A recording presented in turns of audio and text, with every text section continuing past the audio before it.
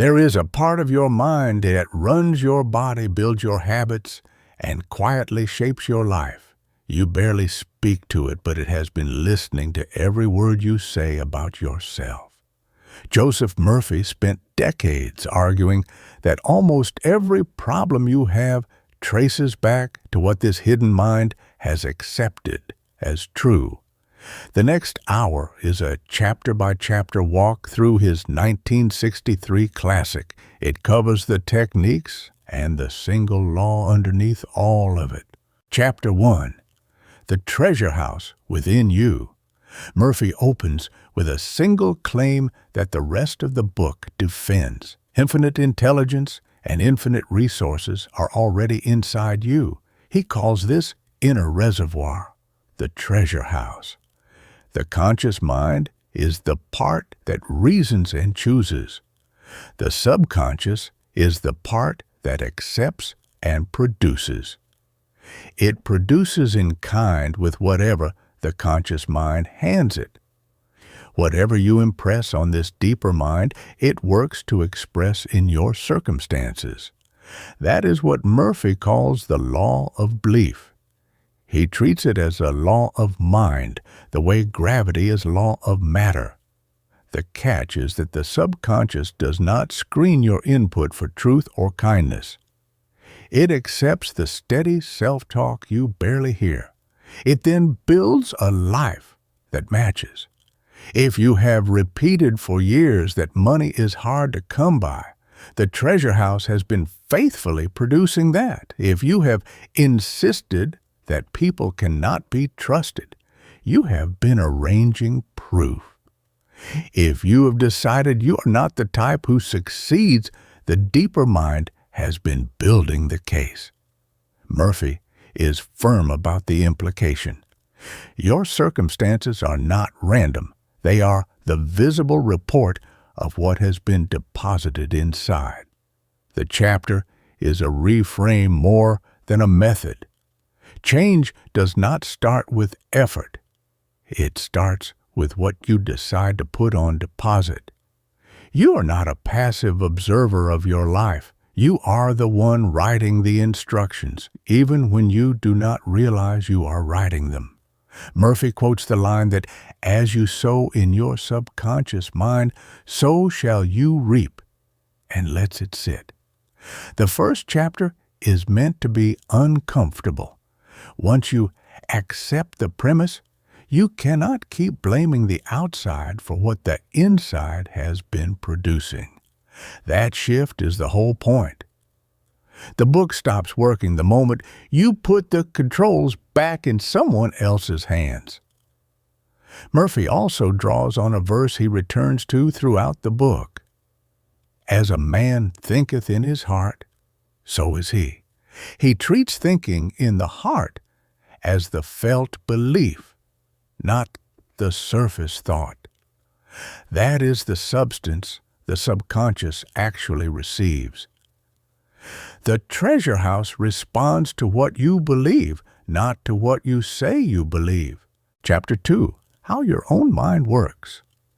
Murphy makes the two minds practical here. Picture the conscious mind as a gardener planting seeds. The subconscious is like soil that grows whatever is planted. The soil does not judge. It does not refuse a poison seed any more than it refuses a fruit seed. It accepts and it grows. This is why Murphy spends so much time on self-talk. The phrase you mutter under your breath 50 times a week is a seed. Say, "I cannot afford it," enough times with real feeling. The subconscious then arranges your finances to confirm it. Say, "I always get sick at this time of year," and the body cooperates. The conscious mind is the gatekeeper. Most people leave the gate wide open, letting any thought wander in. Murphy also states that the subconscious is not mystical. It is mechanical. It does not have a sense of humor. It does not understand sarcasm. It does not separate what is real from what is vividly current. Whatever the conscious mind insists on, the subconscious treats as instructions. This is why a vivid daydream can shift your mood for hours. The body chemistry tracks the picture, not the facts. Hold the picture long enough with feeling. The body and the circumstances both begin to organize around it. The same goes for any casual self-deprecation about your abilities. These look like harmless throwaway lines. They are operating instructions. The chapter ends on a practical move. Watch what you finish the sentence, I am with. Those two words are a planting tool. Every time you use them, you are dropping a seed into soil that will grow it. The main point is that you do not need to add anything new to start changing. You need to stop planting the seeds that have been producing the harvest you keep complaining about. Murphy gives a simple drill. For 1 week, listen to yourself. Note every sentence you finish with I am. Note every casual complaint about your body, your job, or your luck.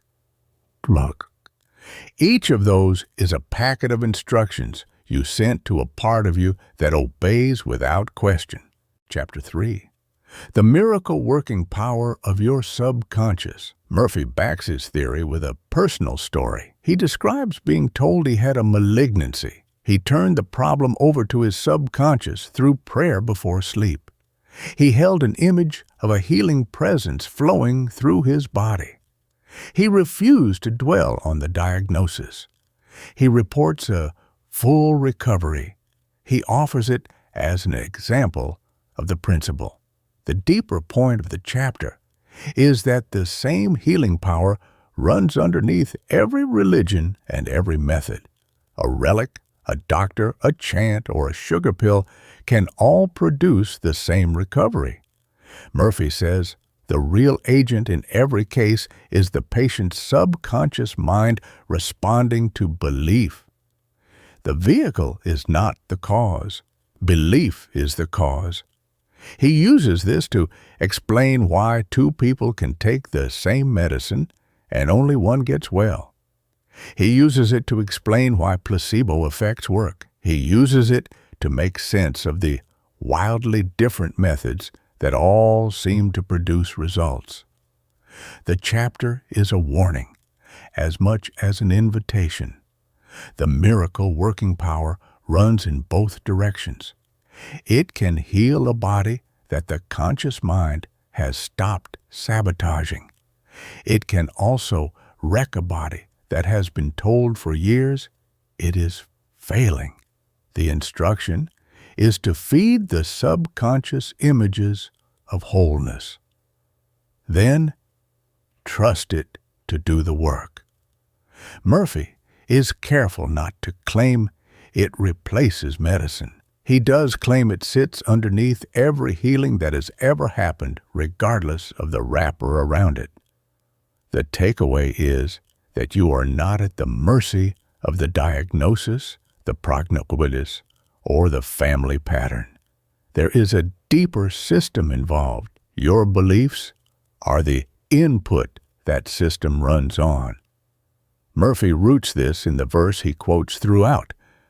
According to your faith be it unto you. He reads it as psychological law in scriptural language. Faith is the felt acceptance of an outcome as already true. The result follows the faith, not the wish. Chapter 4. Mental healings in ancient times. Murphy discusses faith healings in ancient Egypt and Greece. He describes the temples of Aesculapius.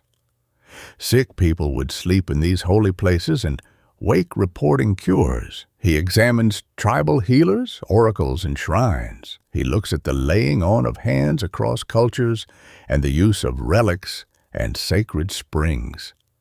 His point is consistent. The setting changes, the language changes, and the God changes. However, the engine is always the same. Belief impresses the subconscious. The subconscious responds, the healing happens. The rituals were a way to stir belief in patients who had no other framework for it. The setting did most of the work. It convinced the conscious mind to step aside long enough for the subconscious to act. Murphy is respectful but plain about this. He does not say the priests were frauds.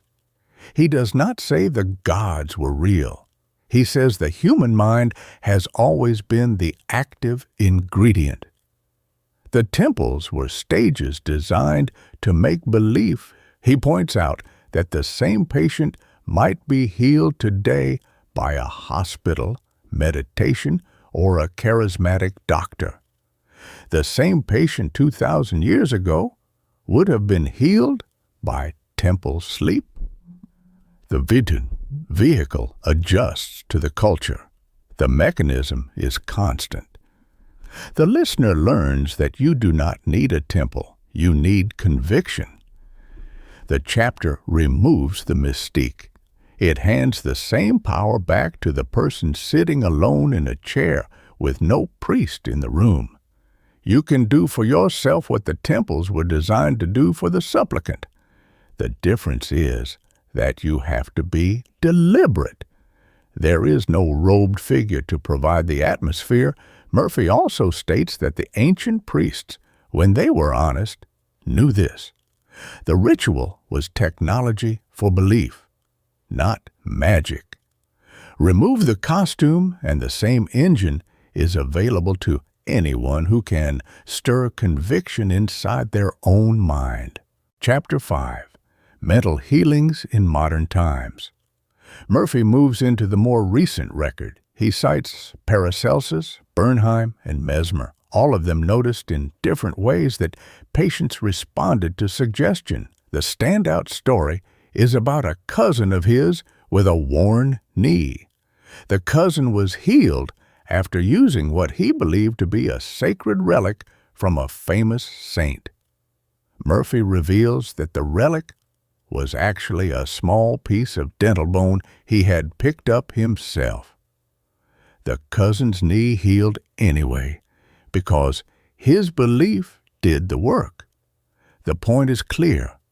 The object had no power. The doctor had no special touch. The patient's subconscious accepted the conviction and produced the result. Murphy is not telling readers to deceive sick relatives. He is telling them to take the lesson seriously. If a piece of dental bone can mend a knee through belief, deliberate self-instruction can do at least as much. He gives several other modern examples in passing. Patients in clinical settings recovered after being told a new medication would cure them. In fact, the pill was inert. Other patients recovered far faster than the procedure could explain.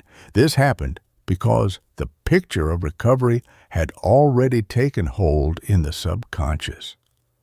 The chapter closes the loop with ancient times. The pattern is universal. The method is portable. You do not need to be in any particular setting. You need to be able to hold a clear image of the outcome and accept it as already accomplished. The takeaway is that healing is not located outside you. It is happening inside you, with help or without it. It happens in proportion to what you have allowed the subconscious to accept as true. Murphy adds a practical point.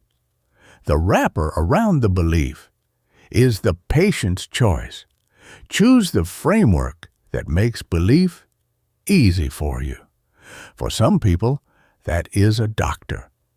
For others, it is a prayer. For others, it is a clear mental picture of the body returning to wholeness. The form does not matter to the subconscious. The conviction does. Chapter 6. Practical Techniques in Mental Healings. Murphy stops talking about principles here. He gives several actual methods. They are distinct, So it is worth keeping them straight. The visualization technique asked you to picture the finished outcome. You hold the image steady. You refuse to let doubt change it. The mental movie method has you run the desired scene like a film in your mind. You see it on repeat, with sound and detail. You do this until it feels familiar. The Baudouin technique is more specific. It is named after Charles Baudouin of the Rousseau Institute in France. The instruction is to relax into a drowsy state. Conscious effort is at a minimum. Condense your idea into a short phrase. You can repeat it like a lullaby. Drift toward sleep, saying it quietly, slowly, and with feeling. Continue this for about 10 nights. The sleep technique is similar but simpler. Pick a single word or two, such as wealth or success. Let it carry you into sleep on repeat. The thank you method asks you to thank the infinite intelligence in advance. It is as if the answer had already arrived. Murphy says his gratitude locks in the assumption that the outcome already exists. The plain affirmative method is repetition with conviction during waking hours. Say it with feeling rather than mechanically. These methods are not interchangeable. However, they share an anchor. Each one slips an instruction into the subconscious during a moment of low resistance. This happens when the conscious mind has stopped arguing. Murphy says the drowsy state just before sleep and just after waking is the window. The conscious mind is quiet then. The gatekeeper is half asleep.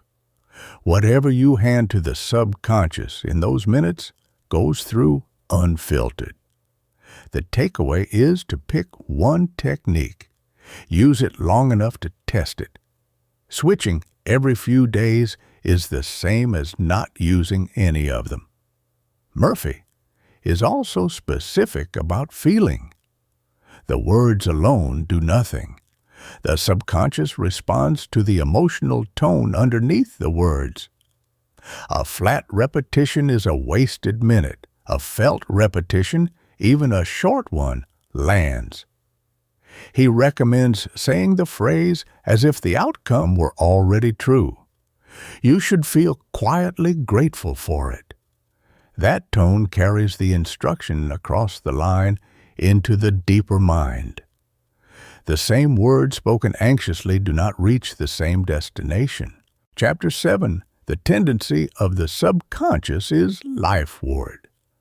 Murphy makes a quiet claim. This claim changes how the rest of the book reads. The subconscious always tilts toward life. Left alone, it heals wounds. It regulates organs. It repairs cells. It keeps the heart beating without your supervision. The conscious mind, with its fears, its arguments, and its 10 years of repeated worry, is what interferes. Stop the interference, and the subconscious returns to its natural work. This is also where Murphy explains intuition, hunches, and warning dreams. He believes the subconscious has access to information the conscious mind does not. It delivers that information in a language the conscious mind will accept. Sometimes it is an urge. Sometimes it is an idea that surfaces from nowhere. Sometimes it is a dream that points at a decision. He shares a story of being warned by a dream about a trip that turned out to be dangerous. He acted on the warning. The instruction for the listener is to stop dismissing those nudges. The listener should ask the subconscious for direction, assuming it will respond. Murphy is also blunt about the modern habit of overriding intuition with rationalization. You feel something is off. You talk yourself out of it. The situation later confirms what the subconscious already knew. The fix is not to become superstitious. The fix is to treat the deeper mind as a partner. Check in with it before steamrolling. The takeaway is that you are not fighting your own mind. You are working with a system that wants you whole. This happens if you stop drowning out its signal. The body and the circumstances both want to move toward life. Your job is to clear the channel. This allows the work to happen without being constantly redirected by anxiety. Murphy frames it almost biologically. The subconscious runs the heart, the lungs, and the immune response. It is already on your side. You only need to stop arguing with it long enough for the natural tendency to take over. Chapter 8. How to get the results you want. Murphy presents a 4-part method for impressing the subconscious. First, identify what you want clearly. Make it a simple sentence you can easily remember. Second, picture the solution as already present. See it as a fact that has happened, not just a wish. Third, rest in the belief that the outcome already exists in your subconscious. It is being brought to you. Fourth, give thanks. He is very clear about what not to do. Do not strain. Do not grip. Do not try to force the outcome through willpower. The subconscious responds to feeling and assumption, not to force. He calls willpower one of the mind's great mistakes. It creates a battle between the conscious wish and the subconscious belief. The subconscious always wins that battle. If you say, "I will be rich," but your gut believes, "I never have enough," the gut wins. The more you push, the worse things get. The solution is to align the feeling with the wish. Do not push harder on the wish. He tells the story of a man who kept repeating, "Things are getting worse," day after day. The man could not understand why his life kept falling apart.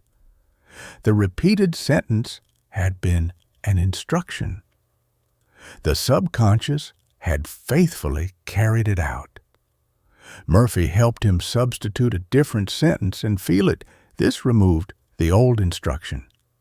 The lesson here is to listen to your own dominant phrase.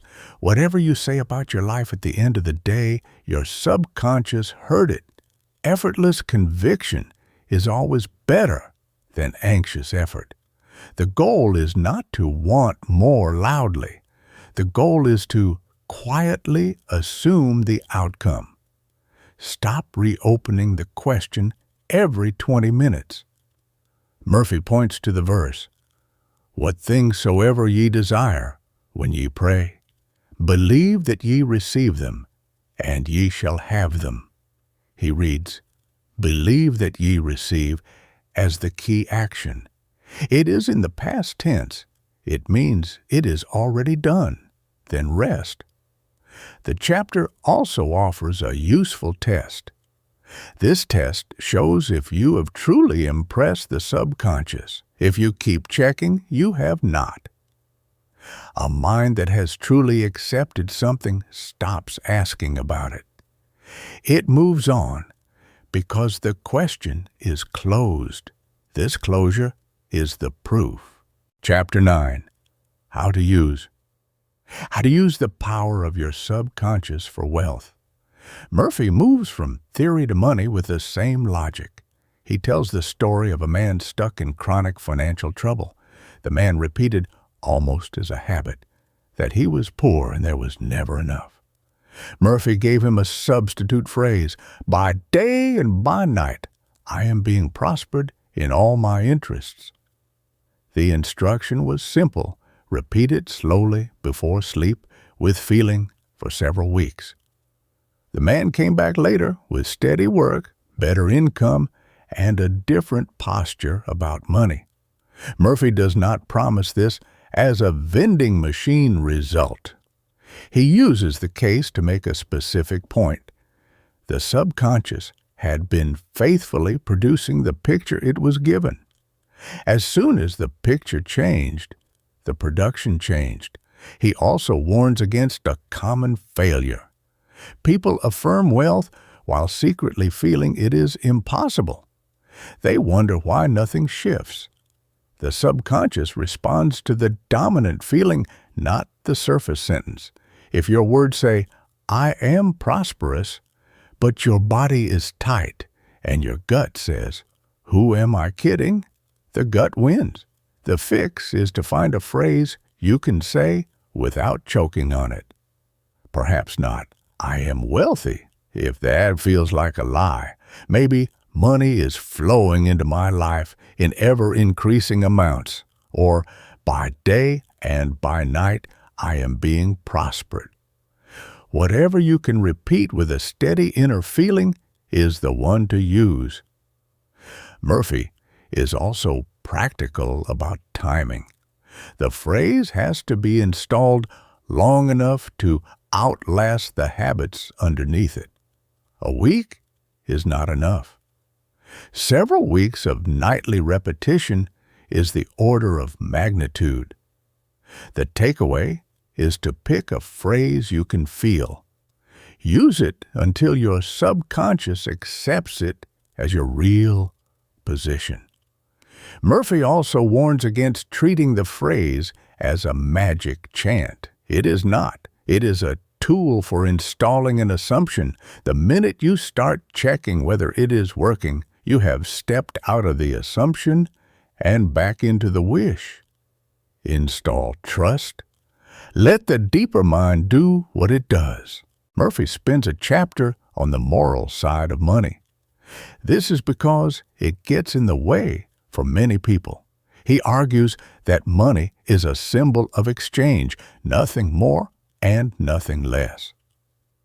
People who call it filthy or evil tend to stay broke. Their subconscious cooperates with this contempt. He tells the story of a man who referred to money as filthy lucre and went broke twice. Once the man stopped insulting money, money started moving. The chapter is direct about this. You cannot attract what you despise. If you want wealth to come to you, you have to drop the loaded language. You have to drop the resentment of rich people. You also need to drop the half-conscious belief that money corrupts the soul. Murphy points out that many religious traditions have planted this belief. People carry it without examining it. Then they wonder why their finances stay tight. Murphy offers a specific affirmation. "I like money. I love it.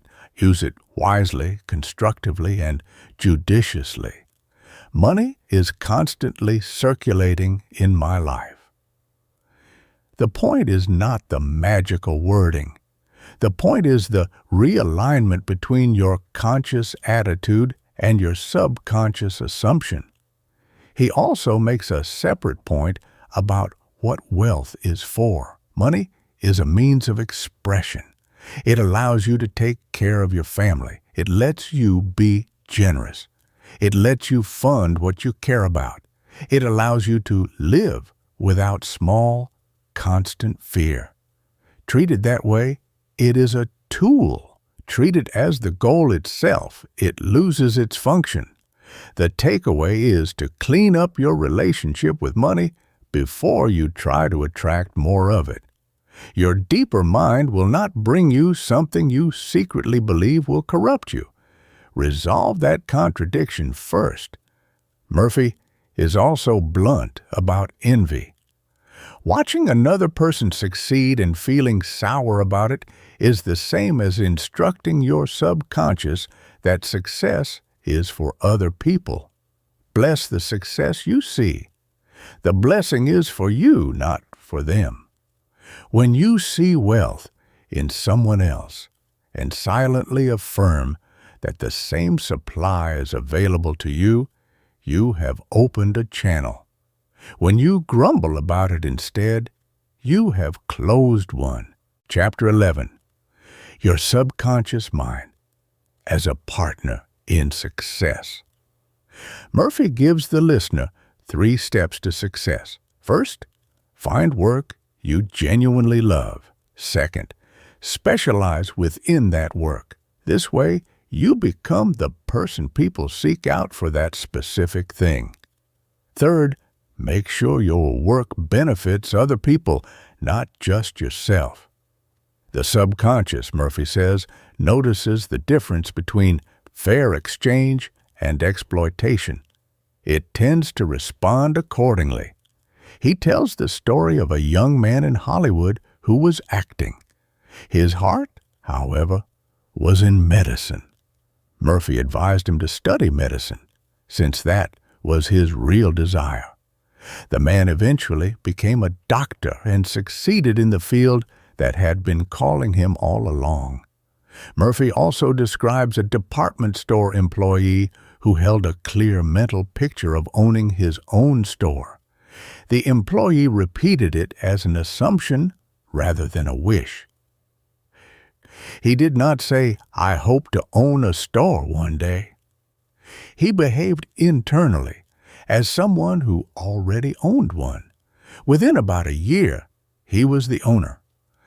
Murphy is careful not to make this sound effortless. The man still worked, learned the business, met the right people, and took the right steps. The mental picture organized those steps. It made them visible when they appeared. Without the picture, the same opportunities would have passed by unnoticed. Murphy also warns against the common career trap of doing the safe thing. People often do this while privately wishing for the work they actually love. The subconscious cannot deliver on a desire you have not actually claimed. The main point is to stop asking what you should do. Instead, start noticing what you cannot stop thinking about. Then put the subconscious to work on the version of you who has already chosen it. Specialize. Serve. Let the deeper mind organize the path. Murphy adds that the work benefits others criterion is not moral decoration. The subconscious responds differently to a goal that is purely self-serving. It also responds differently to one that includes other people. Build the latter into the picture, and the path opens faster. Chapter 12. Scientists use the subconscious mind. This is the chapter Murphy uses to convince the skeptic. He names scientists. Friedrich August Kekulé, the German chemist, struggled for years with the structure of benzene. Then he had a dream of a snake biting its own tail. He woke up understanding the ring structure. Louis Agassiz, the naturalist, was stuck on a fossil fish in a slab of stone for weeks. The missing details came to him in a dream. He sketched them out in the morning. Then he chipped the stone away and found them confirmed. Thomas Edison would take short naps to let his subconscious answer questions his conscious mind could not. Nikola Tesla would visualize an invention so completely in his mind that he could build it once and know it would work. These were not mystics. They were the people who built the modern world. They had learned, deliberately or by accident, the same mechanism Murphy has been describing. State the problem clearly, hand it to the deeper mind, get out of the way, let it work, especially during sleep. Murphy's instruction is plain: state your problem to the subconscious in clear language before sleep, then drop it. The subconscious does not need supervision. It needs a clear question and the trust to be left alone.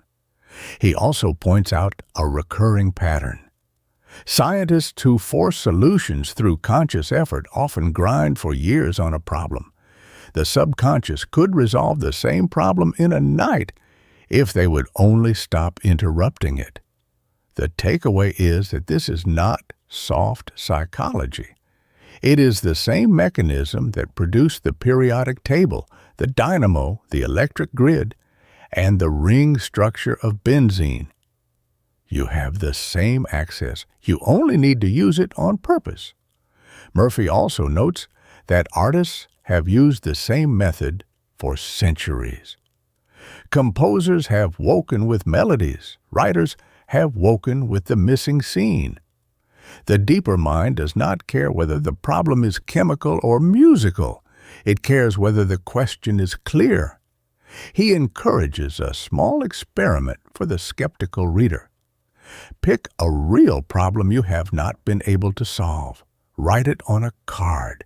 Read it before sleep with the assumption an answer is on the way. Watch what surfaces over the next several days. Chapter 13. Your subconscious and the wonders of sleep. Murphy argues that we sleep for the subconscious, not just for the body. Sleep is the window when the subconscious does its main work. It is free from the interference of the worrying conscious mind. The body uses the time to repair, but the deeper benefit is mental. The subconscious sorts, integrates, and problem solves. It delivers answers, provided the conscious mind has handed it a question worth working on. He shares the story of a young woman who had a vivid warning dream. This happened the night before a flight she was scheduled to take. She listened and canceled the ticket. The flight crashed. He cites Robert Louis Stevenson, who said his stories were delivered to him by the little people in his sleep. Stevenson had learned to plant a request in his mind before bed. He would wake with a plot. Murphy's method here mirrors the previous chapter. State the question clearly. Ask the subconscious for the answer. Then go to sleep expecting it. The expectation matters. Without it, the request is a wish. With it, the request is an instruction. He also warns against the modern habit of dragging worry into bed. The subconscious will work on whatever you hand it. If you hand it 8 hours of rehearsed worst-case scenarios, that is what it will spend the night developing. If you hand it a clear request for guidance, you get guidance. Murphy recommends a deliberate evening routine.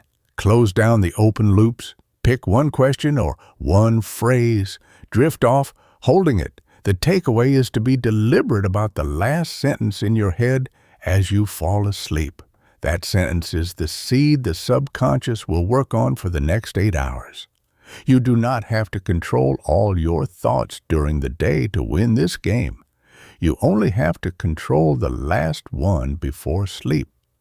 Murphy also encourages a question on waking. Pay attention to what surfaces in the first minute. The subconscious often hands over its answer in that thin window before the daily noise resumes.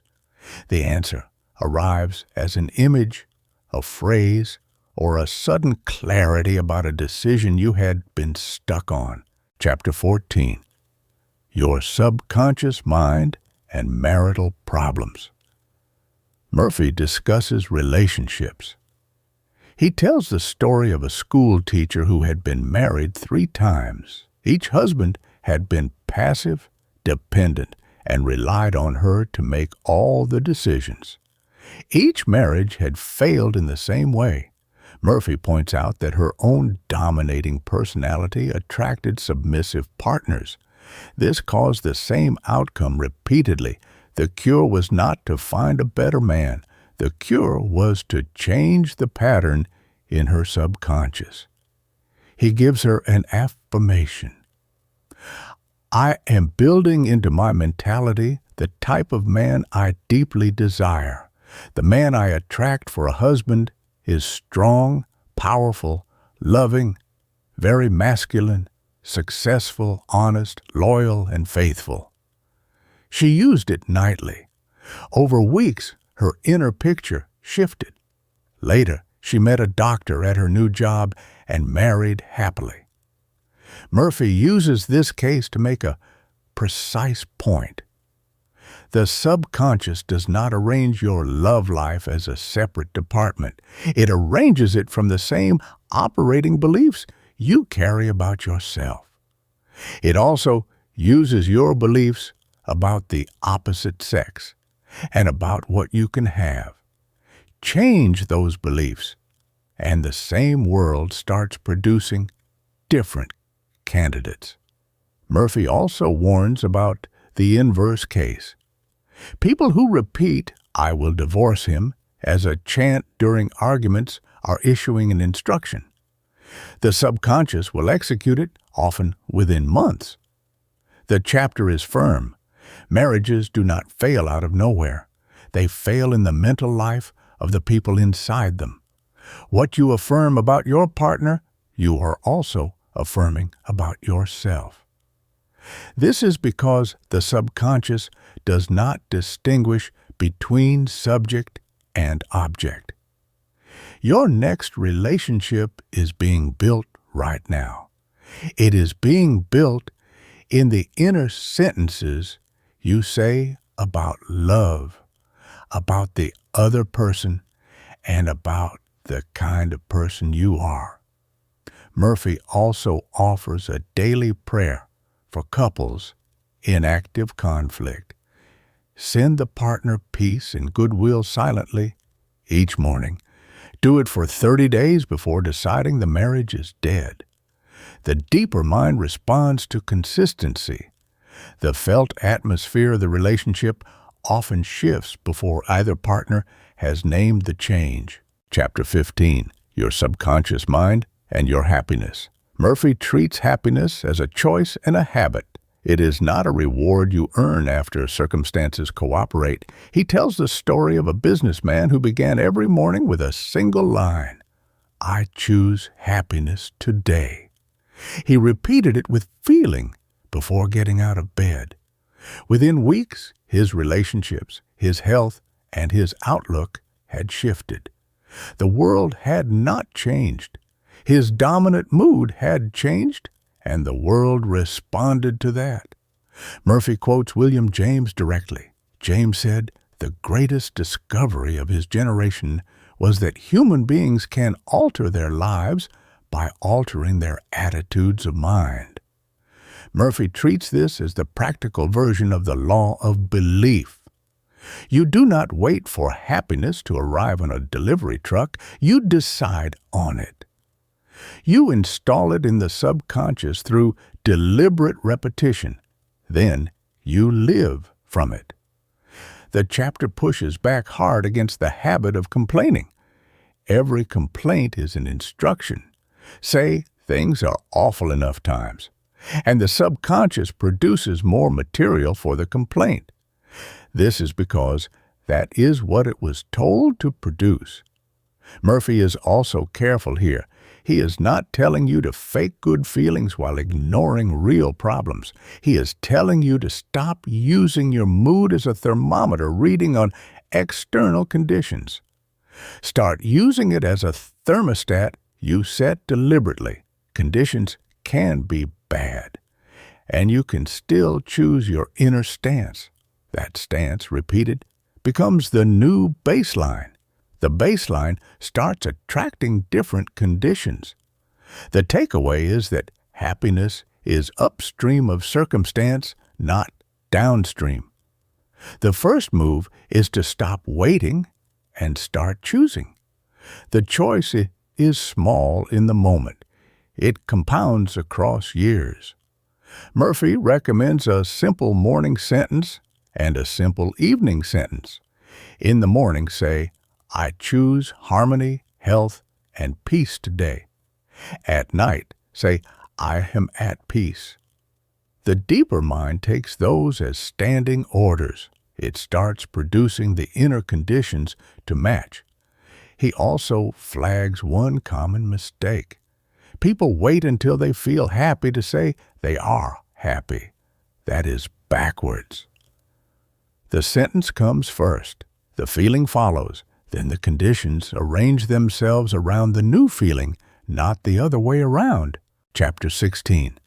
Your Subconscious Mind and Harmonious Human Relations.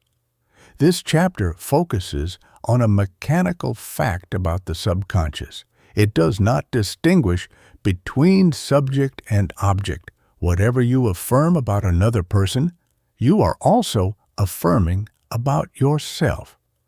If you hold contempt for a coworker, your subconscious files that contempt under your own name. If you wish well for a coworker, your subconscious files well-being under your own name. This idea can be uncomfortable. The way you think about other people, even when no one is listening, programs your own mind.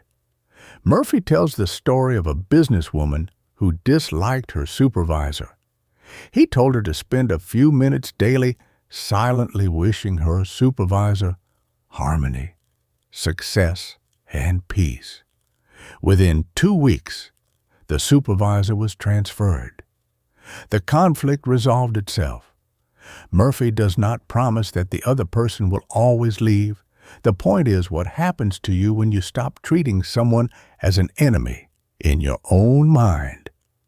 The hatred had been costing her more than it had been costing the supervisor. Once she released it, her own state improved and the situation changed. Murphy also warns against the satisfying habit of having mental arguments with people who are not present. Every such argument is a rehearsal. The subconscious treats rehearsal as instruction.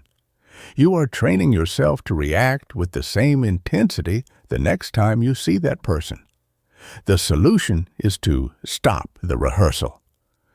Replace it with the silent goodwill technique, even if it feels unnatural at first. The main lesson is the golden rule applied internally. Treat others in your thoughts as you would want to be treated yourself. These are the same action. Your relationships show what you have been silently affirming about other people and therefore about yourself. Murphy adds that the silent goodwill technique works even if the other person never knows you are doing it. The goal is not to communicate. The goal is to stop carrying the negative feeling that has been harming your own state.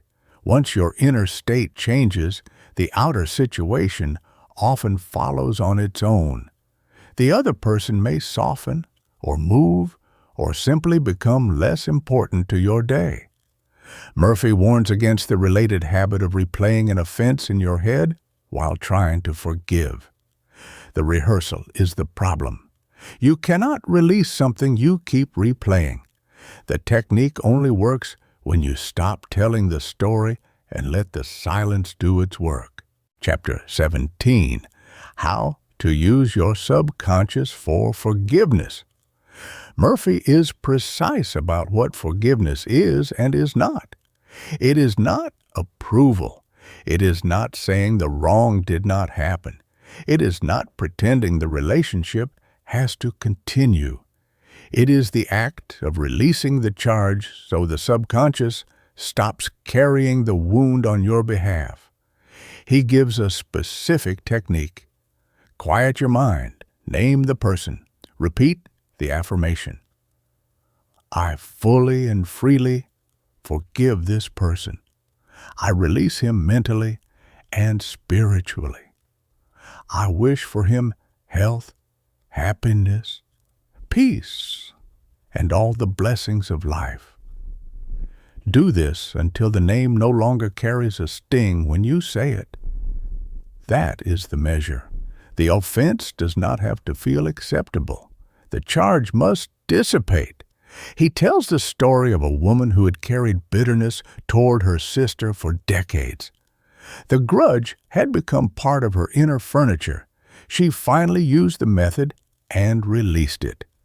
A physical illness she had been treating for years cleared up. Murphy uses the case to make a hard point. Resentment is not free. The subconscious holds the charge in the body until you release it. The hatred you keep alive for someone who hurt you 10 years ago is still costing you. It costs you in sleep, in mood, and in immune function. Forgiveness is the only way out. Murphy is also realistic. The technique may have to be repeated for weeks before the charge fully drops. This is especially true if the wound is old. The conscious mind will resist. That is fine. Do it anyway. The subconscious will eventually accept the new instruction. The body and the mood will both lighten. The takeaway is that forgiveness is not for the other person. It is the only way to stop paying a tax on something that already happened. Murphy also offers a sharp test. If you can think of the person and feel nothing in particular, you are done. If the name still tightens your stomach, repeat the method until that tightness is gone. The body is the gauge. The body never lies about whether the charge has been released. Chapter 18. How your subconscious removes mental blocks. Habits are subconscious patterns. Willpower alone almost never breaks them. This is because willpower fights the pattern instead of replacing it. The mind cannot hold not a habit. It can only hold a different habit. Murphy shares the case of a man who had been an alcoholic for years. He had failed every attempt to quit through effort. Murphy had him practice a mental scene instead. The man pictured himself sober and free, surrounded by his family. He saw his wife and daughter congratulating him on his freedom. He held this scene at night, with feeling and in detail. He watched it like a film until it became familiar. Over time, his subconscious reorganized around this new identity. The drinking lost its grip. The principle is direct. Imagination created the block. Imagination removes it. The same scaffolding that built the habit can be repurposed to dismantle it. This works if the new picture is vivid and repeated. Murphy is clear that white-knuckling does not work. White-knuckling keeps the unwanted state in focus. This is the same as planting it again, just with anger. The subconscious does not hear the negation, it hears the focus. If you say, "I will not drink," the subconscious hears drink. If you say, "I am a free man with a clear mind," the subconscious hears free and clear. The wording matters. The picture matters more. Murphy uses the same method for procrastination, smoking, overeating, and chronic anger. The mechanism does not care which habit it is. It cares whether you have given it a clear alternative to occupy the same space. The takeaway is to stop fighting what you do not want. Instead, saturate yourself with the image of who you intend to be. The block dissolves once the new identity has been installed long enough to take over the territory. Murphy points out that this is also how habits formed in the first place. It happened without your conscious supervision. The pattern was rehearsed enough times that it became automatic. The cure uses the same machinery, but you choose the picture this time. He is also clear that lapses do not erase progress. A slip is data. You note it, return to the picture, and continue. The subconscious updates from the dominant direction of effort, not from any single bad day. Chapter 19. How to use your subconscious to remove fear. Murphy makes this chapter personal. He nearly drowned at about age 10 after falling into a swimming pool. Another boy pulled him out. For years afterward, he feared water and avoided pools. An older psychologist gave him plain advice. Go to the pool, look at the water, say out loud, "I am going to master you, I can dominate you." Then take swimming lessons. Murphy did. The fear dissolved. He pairs this with the story of a young woman who had failed 3 auditions from stage fright. She overcame it by deliberately affirming dominion over the stage. Then she did the thing she feared. He also describes a boy who feared elevators and used the same method. The pattern is identical across cases. Fear is a mental pattern. The cure is to face the feared thing while affirming your authority over it. The death of fear is certain in the doing. Murphy is clear that analysis does not cure fear. You can understand the origin of the fear and write a thesis on it. You can trace it to childhood. You will still be afraid the next time you stand in front of a pool or a microphone. Insight is not enough. You walk into the feared thing with a new sentence in your mouth. This lets the subconscious update through the new experience. He also distinguishes normal fear, which is useful information, from the kind of installed fear that keeps people frozen in place. Normal fear is the body warning you about a hot stove. Installed fear is the body executing an old instruction. The subconscious never had a chance to override it. The takeaway is to identify the fears that have been running your life. Name them out loud. Claim dominion over them. Then take the small physical action that lets the deeper mind register the new reality. Murphy adds a note for people who think their fear is too big to face. Start smaller. Pick the version of the feared situation you can handle today. Master that. The subconscious does not need a heroic confrontation. It needs steady proof that the old instruction no longer applies. Chapter 20. How to Stay Young in Spirit Forever. Murphy closes with a chapter on aging. This chapter focuses more on mental life than on birthdays. He argues that the subconscious itself is timeless. It does not age. Only the conscious belief that decline is inevitable produces the symptoms of decline. He contrasts 2 men he had known personally. A friend in London, over 80, declared himself useless and ill. He sank into both. He faded quickly, not because his body had quit, but because his mental life had quit first. His body followed.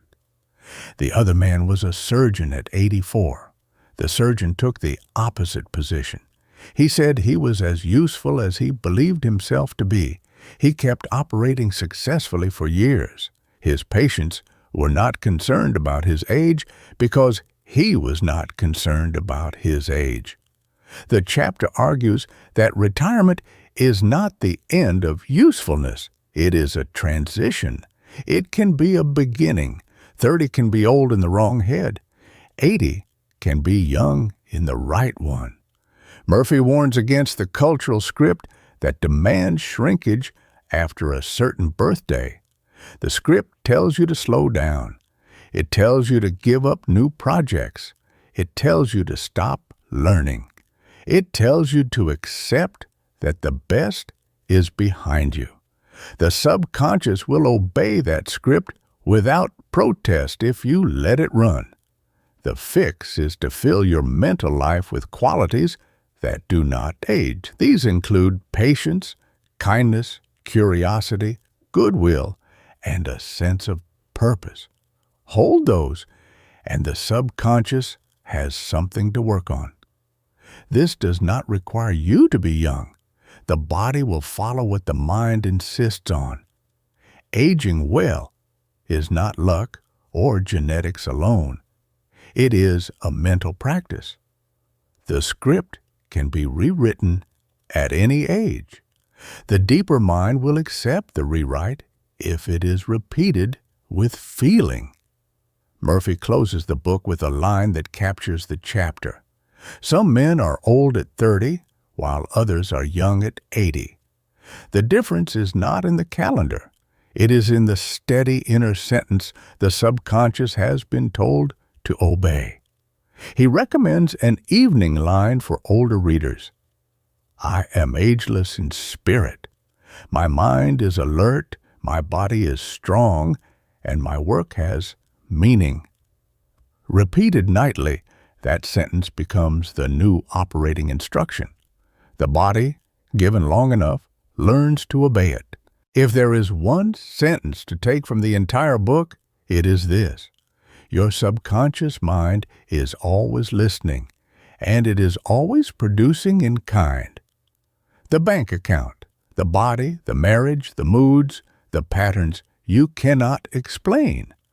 All of it is the visible output of what you have been quietly accepting as true on the inside.